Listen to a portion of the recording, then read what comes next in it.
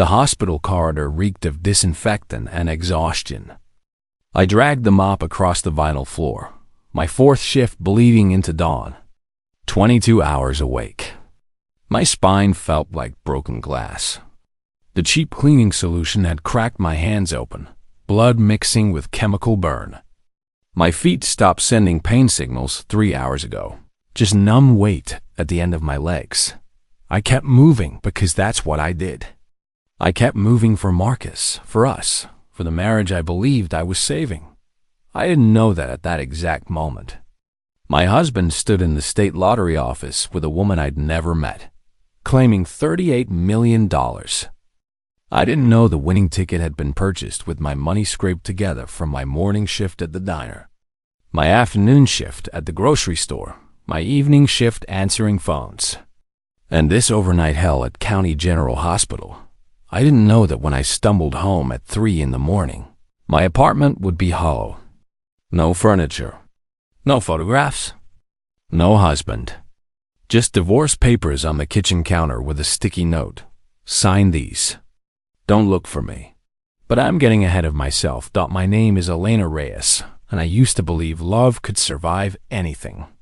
I was beautiful once, not the kind that stopped traffic, but the kind that made people smile when I walked into rooms. My skin was warm brown. My eyes still held light back then, and hope came easy. I met Marcus at community college 8 years ago.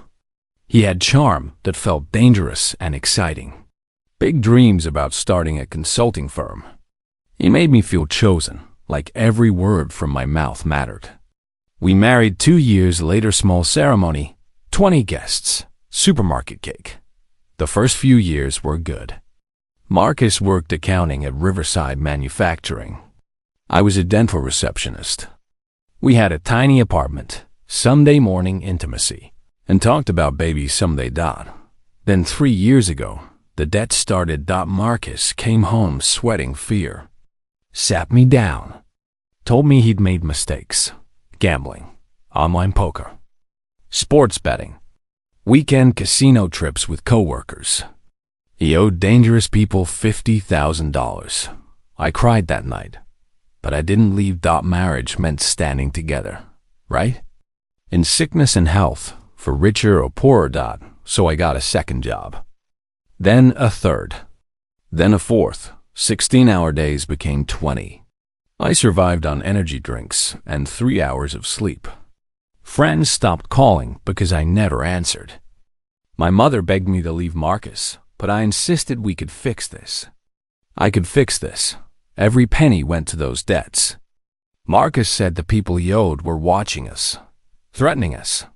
He showed me text messages with terrifying warnings. If we didn't pay, something terrible would happen. So I worked until I became a ghost. I lost weight until my clothes hung like curtains. My hair started falling out in the shower, clumps of it circling the drain. I developed an ulcer that felt like swallowing razors. Coworkers at the hospital whispered about how I'd aged 10 years in 2. But I was doing it for love. For us. Marcus came home late most nights, claiming overtime to help with the debts. He was distant, always staring at his phone, but I told myself it was stress. We stopped having sex, stopped talking about anything real. But I held on because I'd invested so much 3 years of my life. My health, my youth. 2 weeks ago, Marcus came home smiling like he used to. He kissed my forehead and said, "Baby, I think things are about to turn around for us." I was so tired I could barely process his words. I was getting ready for my overnight shift, drinking my 4th coffee of the day. "What do you mean?" I asked, pulling on my cleaning uniform. "I got a feeling. A really good feeling. Things are going to change." He pulled out a lottery ticket from his wallet. "I bought this with some of the money from your last paycheck. I know you said not to gamble anymore, but this is different. This is destiny." I was too exhausted to fight. I just nodded and left for work. That was the last normal conversation we ever had. Now, standing in my empty apartment at 3 in the morning, holding that note in my shaking hands, I read the words that shattered everything. Elena, by the time you read this, I'll be gone. Crystal and I won the lottery. $38 million. We're starting a new life together. She's been with me for 2 years, helping me through everything. The debts were never as bad as I said. I needed the money for other things. Don't try to find us. Sign the divorce papers. You'll be fine. You're a survivor. Marcus, I read it 3 times. 4 times. 10 times. Crystal. 2 years. The debts were never as bad as I said. My legs gave out. I collapsed onto the bare floor where our couch used to be. The divorce papers scattered around me like broken promises. He had lied about everything. The debts, the danger, all of it was manipulation to keep me working, to keep me compliant, to keep me from questioning where the money was really going. And Crystal. Who was Crystal? I grabbed my phone with trembling hands and searched. Marcus's social media. Deleted. Every account gone. I searched his name in the news and found it immediately. Local man wins $38 million lottery jackpot. There was a photo. Marcus in a new suit, arms around a young blonde woman with a brilliant smile. The caption identified her as his girlfriend, Crystal Hayes. The article mentioned they'd been together over a year and planned to travel the world. Over a year. But his note said 2 years. How long had this affair been going on? I scrolled through more articles, each one a knife to my chest. Photos of them holding the oversized check. Quotes about their plans: a house in Miami, a boat, starting a charity. Starting a charity with money I had earned working 4 jobs. My phone rang. Grace, my best friend and the only person who still checked on me. Elena, I just saw the news. Please tell me that's not your Marcus. I couldn't speak. My throat had closed up. I'm coming over, Grace said. Right now. Don't move. She arrived 20 minutes later to find me still on the floor, still holding the note. Grace was a nurse, strong and practical, but even she looked shocked when she saw the empty apartment. Oh, honey, she whispered, kneeling beside me. Oh, Elena. He took everything. I finally managed to say. The furniture was in his name. He emptied our joint account. He took my savings. All of it. Grace pulled me into her arms while I cried. Not gentle tears. The kind of sobbing that comes from somewhere primal, that leaves you gasping for air. That lottery ticket, I choked out between sobs. He bought it with my money. Money from my 4 jobs. I paid for his ticket to freedom. I paid for him to leave me. The sun was rising when I finally ran out of tears. Grace had made coffee using the only 2 cups Marcus had left behind. We sat on the floor, backs against the wall, watching light creep across the empty room. What are you going to do? Grace asked quietly. I thought about the question. What was I going to do? Sign the divorce papers and accept that I'd wasted 3 years of my life being manipulated and used? No. Something hard and cold settled in my chest. Something I'd never felt before. I'm going to destroy him, I said calmly. I don't know how yet, but I'm going to make him pay for what he did to me. Grace looked at me with surprise. Sweet, gentle Elena had never talked like this before. But sweet, gentle Elena had died somewhere around 2 in the morning when she read that note. Elena, maybe you should just let it go. Move on. He's not worth it. He stole 3 years of my life, I said, my voice steady now. He worked me like a slave while he was sleeping with another woman. He lied about debts, made me afraid, made me sacrifice my health, my friendships, my future. And then he won the lottery with my money and left me with nothing. I looked at Grace and could see my own reflection in her eyes. I looked terrible, hollow, broken. I'm going to find a way, I said. Even if it's the last thing I do, I'm going to find a way to make him regret every lie he ever told me. Grace squeezed my hand. Then I'll help you however I can. We sat there as the sun filled the empty room, and I made a promise to myself. Marcus Reyes thought he had gotten away with everything. He thought I would just sign those papers and disappear quietly. He was wrong. The eviction notice came on Thursday morning. I was sleeping on Grace's couch, having spent the last 2 days in a fog of shock and grief. The notice was taped to my old apartment door when I went back to see if Marcus had left anything behind. Rent unpaid for 3 months. Vacate premises within 7 days or face legal action. 3 months.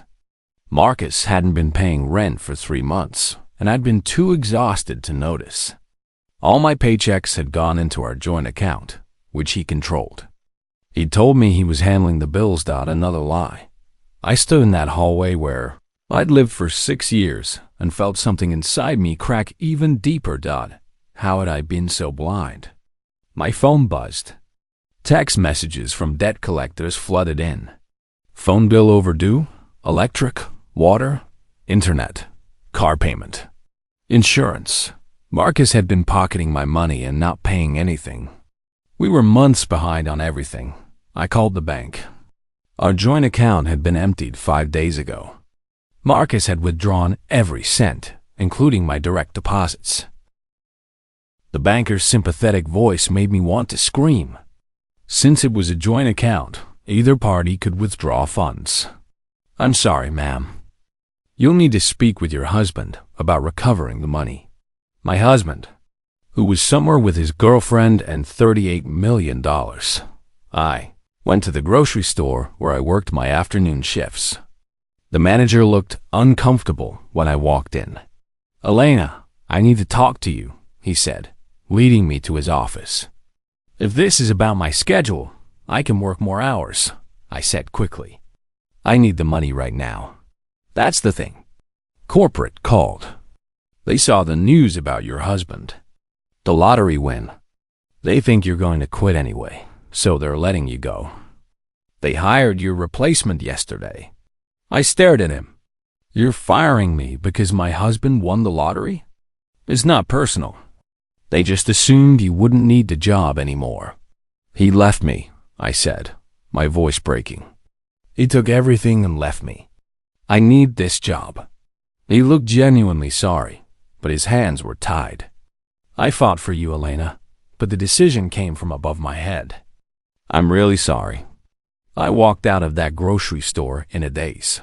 2 hours later, I got similar calls from the call center and the hospital. Everyone had seen the news. Everyone assumed I was rich. Now, no one bothered to find out the truth. By Thursday evening, I had lost 3 of my 4 jobs and had no way to pay my mounting debts. Grace found me sitting in her car in the parking lot, just staring at nothing. "Elena, come inside," she said gently, opening the car door. "I lost everything," I whispered. "My jobs, my home, my savings, my husband, everything. You still have yourself. And you have me." But I didn't feel like I had myself anymore. The woman I'd been was gone. Sunday morning, Grace drove me to my diner shift, the only job I had left. She'd gotten someone to cover her hospital shift so she could help me. That's the kind of friend she was. The diner was nearly empty at 5 in the morning. Just a few truck drivers and one man in a corner booth working on a laptop. He was well-dressed, out of place in the greasy atmosphere. Handsome in an understated way, with dark hair graying at the temples and sharp, intelligent eyes. The owner nodded toward him. "That's your table. He's been here since 4:30, just drinking coffee." I grabbed the pot and walked over. "More coffee?" I asked, trying to summon a smile. He looked up at me, and something flickered in his expression. Recognition, maybe, though I was sure I'd never seen him before. "Please," he said, pushing his cup forward. "And maybe some breakfast. Whatever the special is." I wrote down his order and turned to leave, but his voice stopped me. "You're Elena Reyes, aren't you?" My blood ran cold. "I don't want to do an interview. I'm not a reporter," he said quickly. "My name is Daniel Caldwell. I own Riverside Manufacturing." The name clicked. Marcus's company. Marcus's former company. I don't want any trouble, I said quietly. Whatever Marcus did at work, I had nothing to do with it. I know, Daniel said. In fact, that's why I'm here. I think you and I might be able to help each other. I should have walked away, but something in his tone made me pause. Help each other how? Sit down for a minute, he said, gesturing to the seat across from him. Please. I glanced at my boss, who nodded that it was okay. The diner was empty enough. I sat down, and Daniel looked at me with an intensity that made me uncomfortable. Your husband didn't just lie to you about debts and gambling, he said quietly. He's been embezzling from my company for over 2 years. The lottery ticket he won wasn't bought with your money alone. It was bought with money he stole from Riverside Manufacturing. The world tilted sideways. What? I whispered. Marcus Reyes stole over $300,000 from my company. We've been investigating for months, but he was clever about covering his tracks. Then suddenly he wins the lottery and disappears. But I have resources, and I have investigators, and I'm going to prove what he did. I couldn't breathe. Why are you telling me this? Daniel leaned forward. Because you're the key to everything. You're the only person who can help me prove where Marcus was getting his money. You lived with him. You saw his patterns. And more importantly, you have a reason to want justice as much as I do. I don't understand. I'm offering you a partnership, Daniel said. You help me build a case against Marcus for embezzlement and fraud. In exchange, I'll provide you with legal representation, financial support, and when we win, you'll get back everything he took from you and more. I stared at this stranger who was offering me exactly what I needed most. Why would you help me? I asked suspiciously. You don't know me. Because Marcus Reyes didn't just steal money. He cost me the trust of my board, my investors, and nearly destroyed my company's reputation. I want him to face consequences. And from what I've seen, so do you. He was right. God help me, he was right. If I do this, I want Marcus to lose everything, I said, surprised by the hardness in my own voice. I want him to know what it feels like to have your whole life ripped away. Daniel's expression didn't change. Then, we want the same thing. He pulled out a business card and slid it across the table. Think about it. Call me when you're ready. But don't wait too long.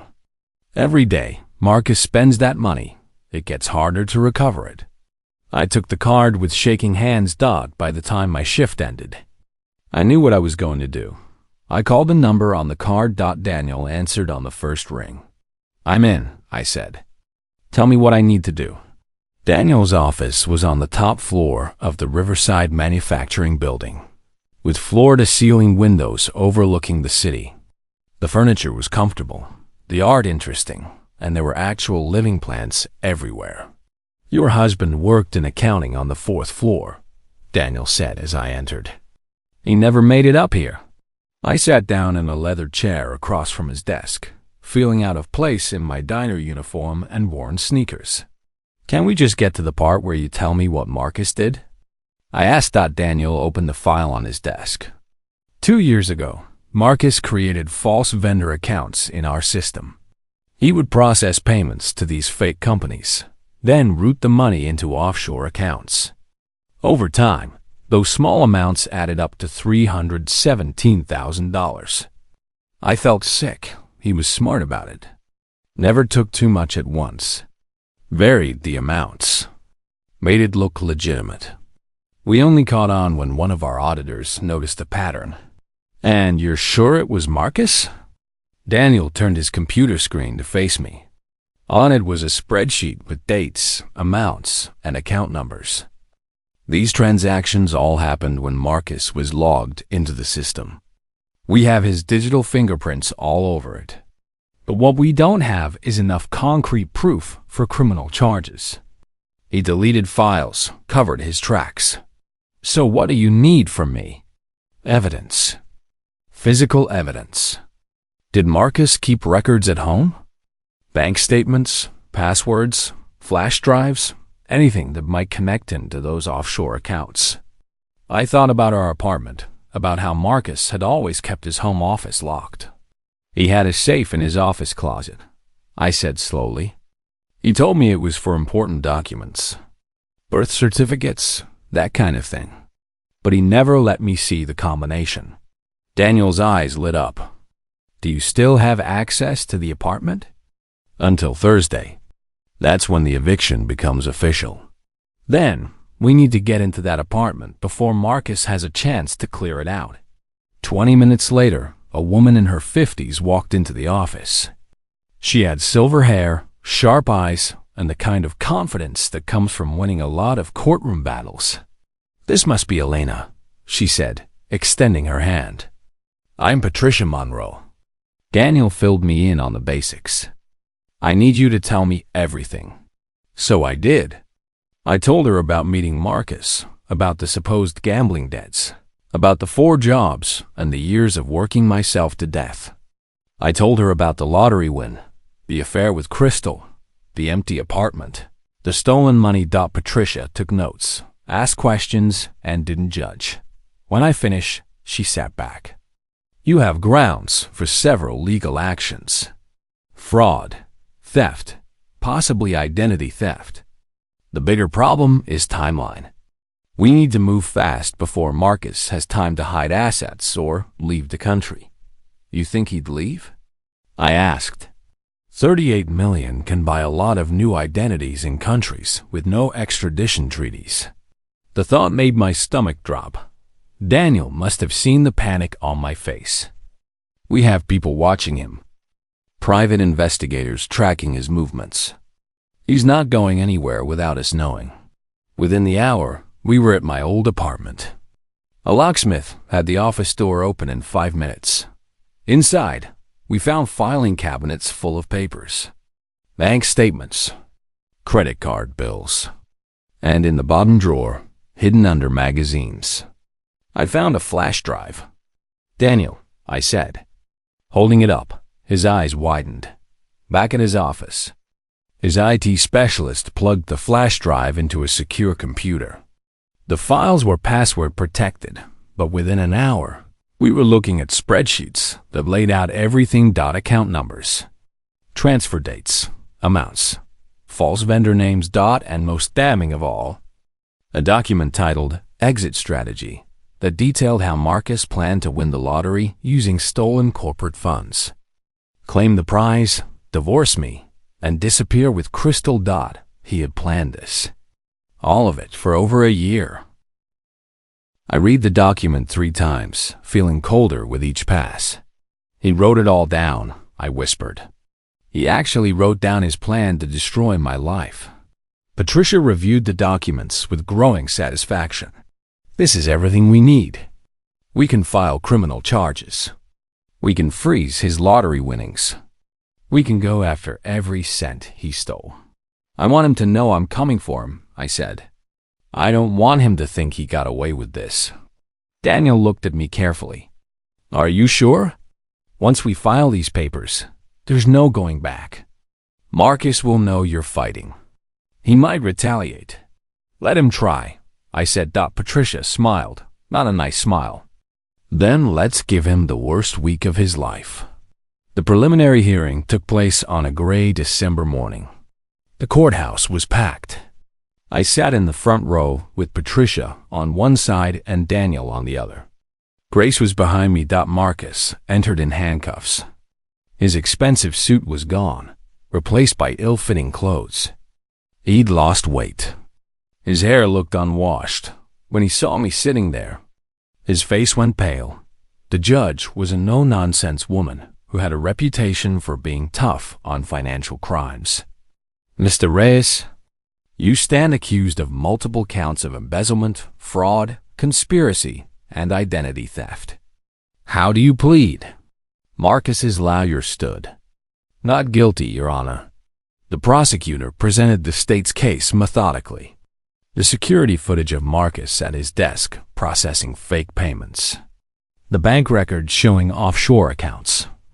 The email trail between Marcus and Crystal planning their escape.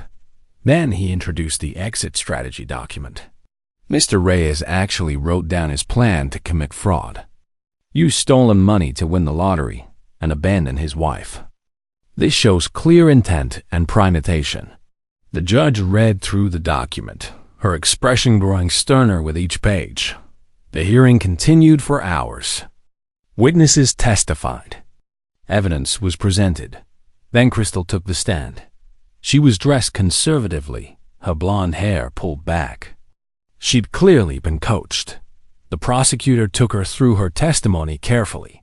Ms. Hayes, can you describe your relationship with the defendant? We were in a romantic relationship for approximately 2 years. Marcus told me he loved me and wanted to build a life together. Did Mr. Reyes discuss his marriage with you? Yes. He said his wife was difficult and that the marriage had been over for years. He said she only cared about working. But that wasn't true, was it? No. I learned later that Marcus was lying to Elena about gambling debts to keep her working multiple jobs. He used her exhaustion to hide his crimes. When did you become aware of Mr. Reyes' embezzlement? About 3 months into our relationship. He told me he'd found a way to make money that no one would notice. He was proud of how clever he thought he was. Did you assist him? Crystal's voice wavered. Yes, I opened offshore bank accounts using false information. I helped him plan how to spend the money without attracting attention. And I suggested buying lottery tickets as a way to legitimize sudden wealth. Why are you testifying against Mr. Reyes today? Crystal looked directly at Marcus. Because I was wrong. I let him convince me that what we were doing wasn't really hurting anyone. But Elena worked herself to exhaustion because of Marcus's lies. People lost their jobs because of the embezzlement. We hurt a lot of people. Marcus's lawyer tried to paint Crystal as the mastermind, but she held firm with specific details that only someone directly involved would know. Then I was called to testify. My heart pounded as I walked to the witness stand. The prosecutor's questions started gentle. Mrs. Reyes, can you describe your marriage to Marcus Reyes? We were married for 6 years. At first, things were good. Marcus was charming, and we had plans for the future. But about 3 years ago, everything changed. How so? Marcus told me he had gambling debts. $50,000 owed to dangerous people. He said if we didn't pay, we would be hurt. Did you believe him? Yes. He showed me text messages with threats. He seemed genuinely scared. I loved him and wanted to help. What did you do? I got a second job, then a third, then a fourth. I worked 16 to 20 hours a day to help pay off the debts. During this time, were you aware Marcus was embezzling from his employer? No. I thought we were struggling financially. I thought the money I was earning was going to pay off gambling debts and keep us safe. When did you learn the truth? My voice shook. When I came home from my overnight shift at 3 in the morning and found the apartment empty. Marcus left a note saying he and Crystal had won the lottery and were leaving together. That's when I realized everything had been a lie. The prosecutor showed me the exit strategy document. Is this the first time you saw this? Yes. I found it on a flash drive hidden in Marcus's desk after he left. Reading this document, how would you characterize your husband's intentions? He planned everything. He knew exactly what he was doing. He used me deliberately because he thought I was too trusting to notice.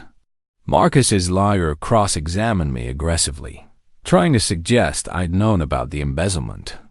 But I held firm. Patricia had prepared me well. When the judge took a recess to review the evidence, I sat with Daniel and Patricia, waiting. When we reconvened, the judge's decision was swift. Based on the testimony and evidence presented, I find probable cause to believe Marcus Reyes committed the crimes he's accused of. This case will proceed to trial. Mr. Reyes' bail is set at $500,000. Marcus's face crumbled. He couldn't make bail.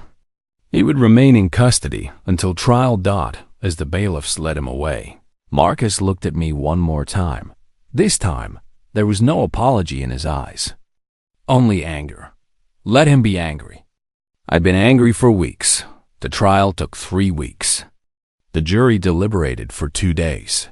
When the verdict came, I sat in that courtroom, holding my breath. On the count of embezzlement in the first degree, how do you find?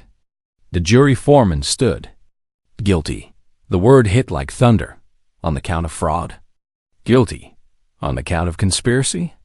Guilty. Count after count. Guilty on all charges. Marcus's face crumbled. He looked at his lawyer in desperation, but there were no more tricks. 2 weeks later, Marcus was sentenced to 18 years in federal prison.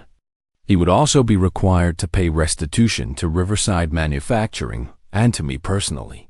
The lottery winnings were seized and distributed among Marcus's victims after legal fees and restitution. I received $800,000. It wasn't about the money, though.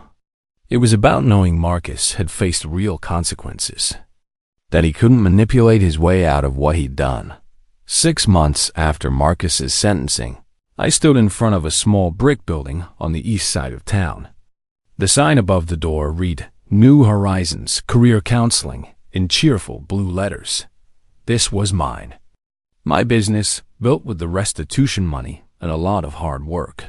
New Horizons provided free or low-cost services to people recovering from financial abuse, job loss, or major life setbacks. I'd hired 3 counselors, a business manager, and a part-time administrative assistant. It was everything.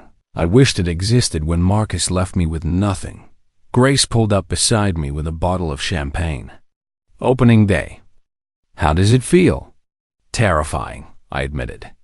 But good. Really good. Daniel arrived next, carrying a plant almost too big to fit through the door.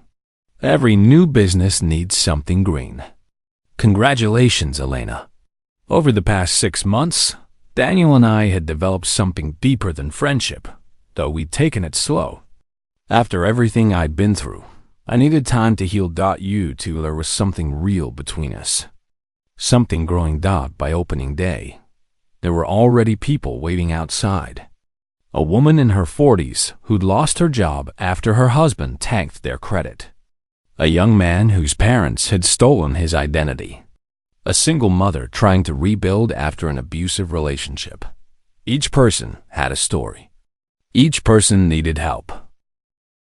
And I was ready to provide it.